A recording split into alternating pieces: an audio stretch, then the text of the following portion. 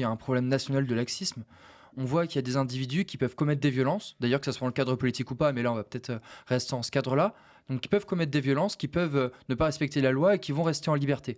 Là, un des agresseurs à Rennes, donc c'est un chef, un chef d'un groupe Antifa qui est multirécidiviste, qui est poursuivi pour de nombreuses infractions, et pour autant, là il est toujours en liberté, après avoir molesté de nos militants à Rennes.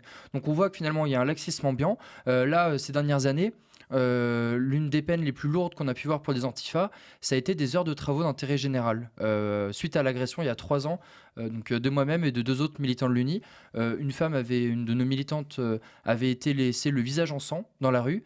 Et ils ont écopé d'heures de travaux d'intérêt général. Et ça, c'était considéré comme sévère, parce que depuis, on n'a rien vu de tel. On n'a ni vu d'heures de travaux d'intérêt général, ni évidemment de peine d'emprisonnement, ou quoi que ce soit. Malgré pourtant des violences régulières.